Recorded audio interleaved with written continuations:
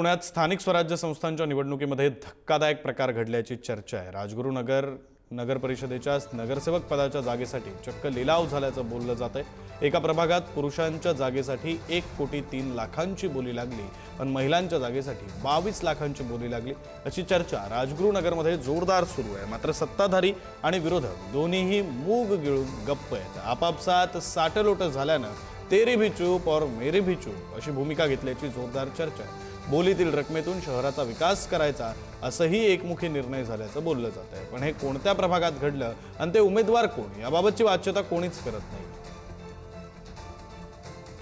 या संदर्भातली माहिती देत आहेत प्रतिनिधी तुषार झरेकर। तुषार, विक्रांत, एकंदरीत जर आपण पाहिलं तर राजगुरुनगर नगर परिषदेमध्ये हा संपूर्ण जो धक्कादायक प्रकार आहे तो घडल्याचं एकंदरीत पाहायला मिळतंय।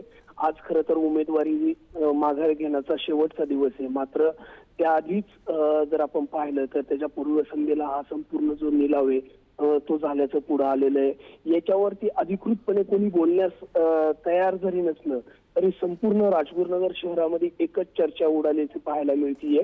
कारण पुरुष या गटातून जो उमेदवार खरं तर या निवडणुकीच्या रिंगणात उतरलेला आहे त्या जागेसाठी 1 कोटींपेक्षा अधिकची बोली लागली, तर महिला या जागेसाठी 22 लाखांपेक्षा अधिकची बोली लागल्याचं एकंदरीत पाहायला मिळतंय।